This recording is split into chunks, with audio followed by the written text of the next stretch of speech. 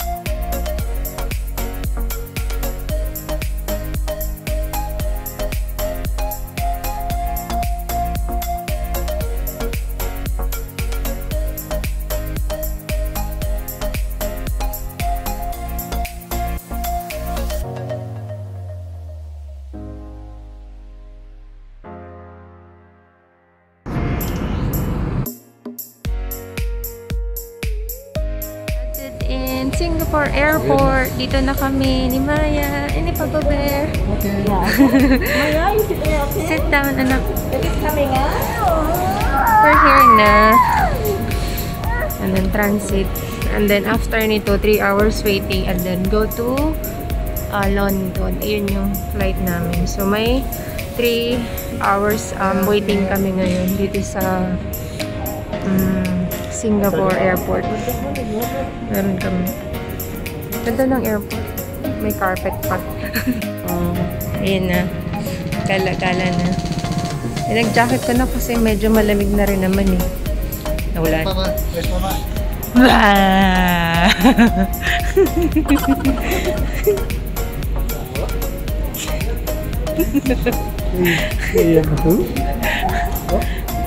Where are you? Keep it Whoa! up, Maya. What the big boys and girls wear one? Oh, look, oh, Mama also have one. Oh, I think this means for transfer.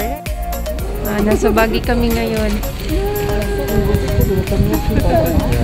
45 minutes been a long walk. time since we've been So, there. kailangan namin ng Baguio. She likes it. She likes it. Wow! Yay! You like it, Maya? Nice! Gonna make you a racing driver. You can be a racing driver. Sa Baguio kami ngayon, di Maya. Yeah, if we keep getting lifts and buggies, you might have a brother or sister. Nice. For 2 kids. You got passports? Yes, I have the passport.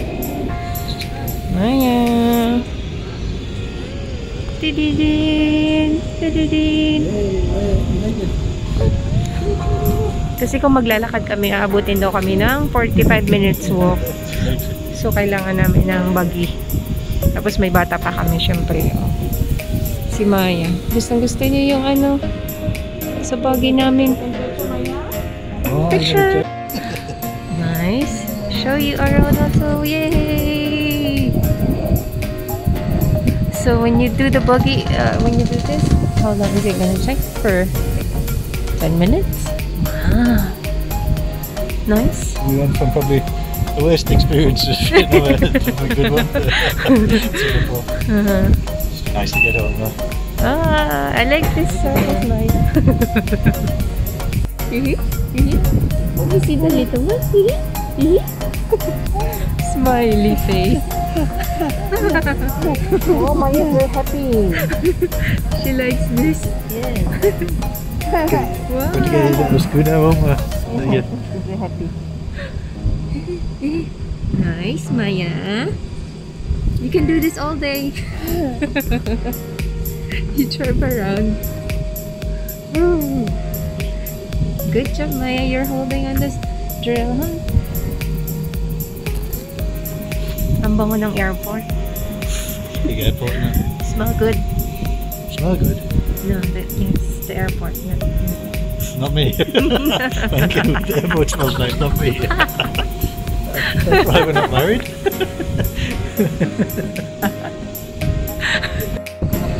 It doesn't mean that, the aircraft can hold 300, you go with 300 now. Yeah. It doesn't work like that.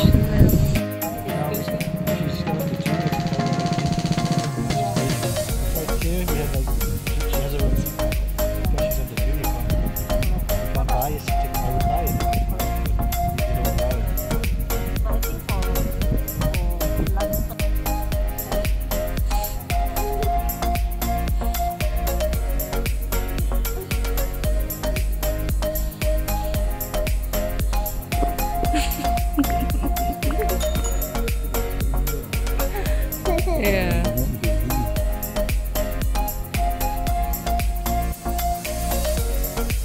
Oras na naman pala ngayon ay hindi pala 8:30, sorry. 9 p.m. So, sa Vietnam, 8 p.m. 1 hour ahead ang Singapore.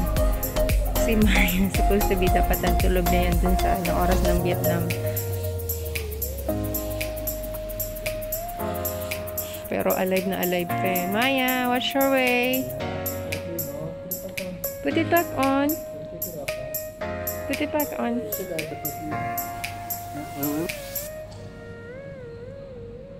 Waiting kami ngayon dito. Nasa gate pa lang kami. Si Si Maya, laro ng laro lang. Quarter to 12 yung aming flight to London. Ano oras pa lang ngayon? 9 pa lang. May 3 hours pa kami waiting. Si Maya. Maya! Hey!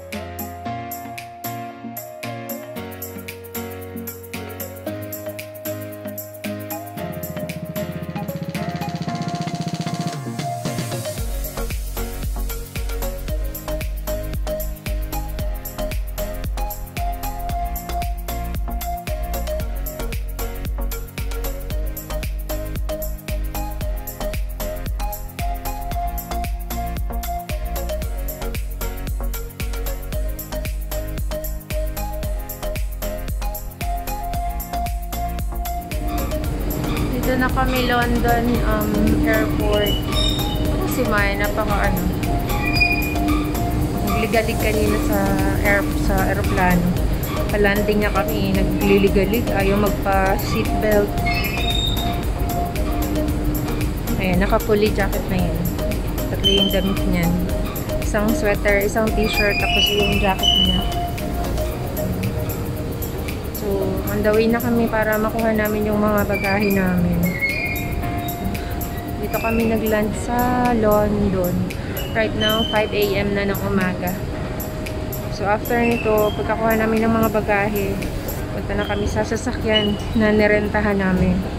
Tapos, may 5 hours ahead pa kami na drive. Si Papa Bear yung magdadrive.